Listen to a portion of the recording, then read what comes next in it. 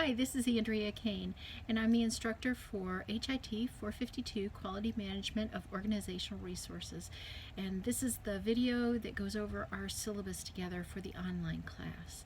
So if you want to pull up your syllabus and go through it with me, that'd be great. If not, hopefully this abbreviated version will help us get to know each other a little bit better and have equal expectations as we go into this course. First thing you need to know is that it is a 4 credit hour class, which means it has 64 hours of lecture. Oh my.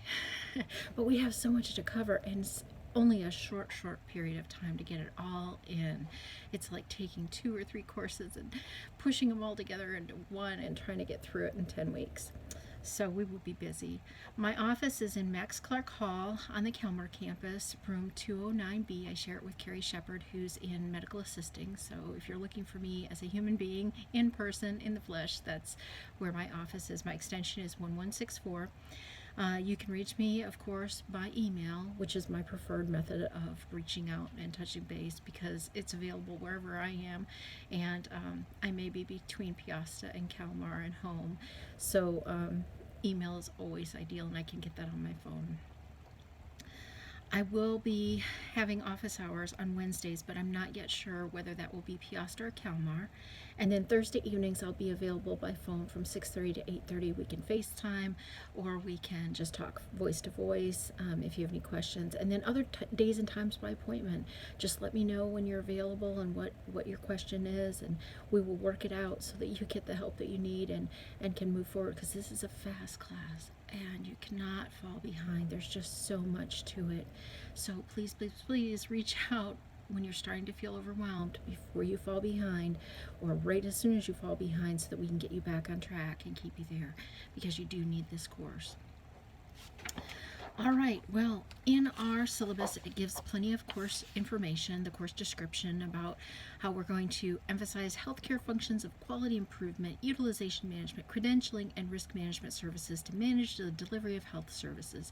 It includes applications of process improvement tools to collect, measure, and analyze services. It applies workforce principles and health information department management, including organizational functions, departmental budgeting, staffing, orientation and training, and personnel management.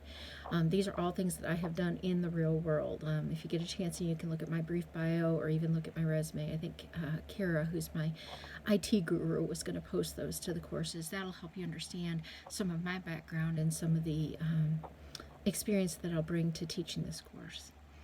As you can see, under primary common learning, outcome assessed is critical thinking, and then our unit objectives are also listed, and those unit objectives are on your syllabus week by week under the course calendar, so you can see what we're going to be covering. And it is a lot of material. Like I said earlier, it would be like having 3 courses all smushed into one. So what required materials do you have? There's a Fundamentals of Healthcare Quality Management book, 4th edition, by Patrice Spath, and she also has a student workbook. You'll be using both of those quite extensively. If you were in HIT 421 Legal Aspects, or you are this semester, you'll have me, and you'll also be using the Case Studies in Health Information Management 3rd edition book. Or if you're in Health Information Technology 452, which again is me this semester, then you will also be using it, and that's Health Data and Statistics. So just so you're aware. Grading procedures and scale is pretty common. It's pretty much the usual. All the points are there. I know it sounds like a lot. I'm a great believer in extra credit. You never know what's going to happen, what's going to come up. Some deadlines have to be hard and fast. You have to get the work done. I have to get it checked and graded, and the grades posted. And we all have deadlines we have to live under. So in order to do that, things have to be on time. With that in mind, and knowing that life happens and things do occur, there are extra credit opportunities, and you can take a look at that on page 7 of your syllabus and see what that is. Most of that is discussions. We use online quizzes, projects, and papers to assess your learning, and we'll talk more about learning assessment. I'll do a video on exactly how we assess your learning and what we're looking for and that type of thing a little bit later in the course. But everything else should be as usual as you've experienced in other online courses here at NICC. And your feedback is very important, and assessments are very important. So we'll be expecting feedback and assessments. Attendance, it's taken every week. Minimal expectations for your attendance include submitting your homework, being engaged in the online discussions, as well as completing quizzes and assessments. So as you're doing that, you're showing that you're participating, that you are attending, and that's what I'll be looking for and marking. Now, I'm not going to spend a whole lot of time on academic dishonesty. First and foremost, you're health information technology students, and the very underpinning of health information technology is integrity. If we don't have integrity as HIT professionals, we have nothing.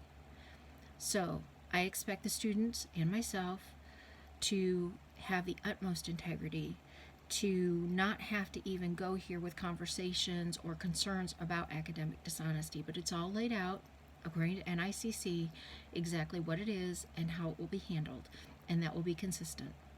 So again, I don't expect to have any conversations with any of you over this, but please read through it so that you are clear in your mind as to what you need to do to show integrity. Moving on to late work. Like I said, sometimes work gets in the way, life gets in the way, children get in the way, all sorts of things get in the way, and we do occasionally have things that come in late. So I will accept things late.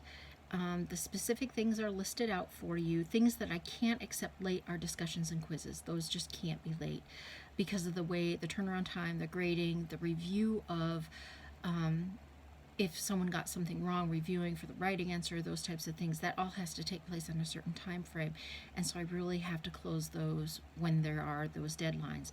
Other things can be turned in late, but please be aware that your score will be reduced by 25%. So if you had an absolutely perfect assignment, it'll only be worth 75% of those points for that assignment if it's turned in late. In the real world, you're expected to do whatever it takes to turn it in on time, and this is just good practice for that. Your assignments need to be in typed form. If there's anything that isn't going to be in typed form, it's listed in there as to what's acceptable, but having read physician handwriting for years, I can usually decipher most handwritings, but if I can't decipher it, I'm sorry, it just isn't going to work. But again, I expect most everything in typed format, and if there's an exception, either I'll let you know or you'll see that there is an exception in there listed. Don't really need to talk about use of technology. It is laid out in your syllabus. I encourage you to review it. Take a look. If you've got questions, let me know. Behavior. Classes, I'm just going to read this. Classes are an excellent place for students to hone their professional conduct and communication skills. Students are expected to be respectful when dealing with classmates and the instructor. Use of polite language and appropriate tone of voice when communicating in person or online demonstrates such respect. Yes, in the real world, you are expected, and I am expected, to communicate respectfully, politely, positively. Even if we're having a disagreement on the topic, there's still a way to do it that isn't personal, that isn't negative and harmful. If by chance we are exchanging emails and I'm not understanding exactly what you're saying, or I get the sense that maybe you're not understanding what I'm trying to communicate, I'm going to pick up the phone and talk to you. Either we can do FaceTime or we can do voice to voice where we can hear each other's tone of voice. We can maybe see those facial expressions to hopefully help us be able to move beyond whatever communication barrier seems to be there. So please don't hesitate to do that. Understand that we both have the same goal. We want you to be successful, you and I. So let's find a way to make that happen. And if there's a communication misunderstanding, let's move past it and find out what we can do to be successful. So the next section is additional information, and that's pretty standard on every NICC syllabus. So I'm going to let you read through that as well, and if you have questions, let me know. We get to course calendar. Yay! Yay! Your due dates will be Mondays following the Wednesday class. There is a in-person face-to-face class. There's a section in Kalmar, but right at the moment there's no one enrolled in it. And there is a section in Piasta where there are 4 students enrolled in it. So since I'm going to be talking with them face to face, there may be times when I have them record me so that I can post it to help you out. Maybe there's some questions or concerns or a discussion about an assignment or even a discussion in general. And it might be helpful to you who are doing this course online to have access to that. So that's why things may get posted on Wednesday evenings or very early first Thursday mornings, so that you have some additional references that the students that are in class have. So right now the plan is for me to go to Piasta and see those 4 students face to face on Wednesday mornings, and then if anything comes out of that, get that online so that all of you that are online can enjoy the same information. Let's see, there may be some variations on the course calendar, hopefully not too many, but it's going to depend on the material. It's going to depend on your needs as students and some things that come up that I can't even predict at this point. So if you're unsure, ask. There are no stupid questions. The only stupid questions are the ones that don't get asked. So don't be shy about asking a question. And even if you ask the same question multiple times, that's okay. Better that you understand the information or the material or whatever it is than that you're thinking, well, I just really don't get this. Reach out. Reach out. Don't be afraid. Don't be shy. It's okay. I'm new to this as well, and I cannot tell you how many times I've had to reach out and say to someone, you know, I have a really probably stupid question. Can I please ask you? And they've been so gracious at NICC to help me get settled and into this role. So I certainly want to return the same to all of you. If you have a question, reach out and ask. Online discussion, there's a whole paragraph about online discussion and what it needs to be. It's not necessarily the exact rubric that you'll see in Brightspace, but it's pretty close because Kara's going to try and insert that into Brightspace so that we can follow that. But it gives you a pretty good expectation as to what I'm looking for in how you discuss things online. One of the things I do want to emphasize is that here in the Health Information Technology program in the HIM field, we are all about privacy, confidentiality, protecting PHI. So if you use a real life example, do not use real names, either for facilities or for physicians or for patients. Change a few things up, because we would never ever want to have a situation where someone's sharing something and we were able to figure out who that was, particularly if it's something well known. Please, please, please exercise the utmost in discretion and protection, and be respectful. We've all worked at places that perhaps they weren't the best place to work at, and there were some negative things. Let's discuss that in a respectful way, a professional way, without being terribly derogatory. Because again, that's not professional and that's not what we're about. We're about learning, and you can learn just as much from the bad as you can from the good. So that gets us to our course calendar, the actual weeks and what's going on, and that's all listed out. Each week I'll probably be doing a weekly announcement video to let you know, hey, here's what's happening this week, here's what we're going to do, and looking forward, make sure that you're thinking about this or you're working on that. So that will be a separate video. At the end of your syllabus, I think it's page 16 it looks like, at least that is on mine, how it printed out on mine. There are 2 things at the bottom of page 16 which are probably a little bit new to you, new to me definitely.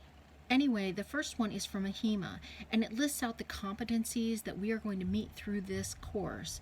It lists the AHIMA Bloom's level that is required, and the Bloom's levels are listed below in the AHIMA Revised Bloom's Taxonomy. And you can see level 1 is remember, all the way up to level 5, which is, level 6, which is create. That's at the top of page 17, at least on mine. So there's different competencies that we have to meet for this class. in order for us to maintain our accreditation and also to get you through your exams and give you the skills that you need when you walk out the door into the workforce that they're going to be expecting you to have.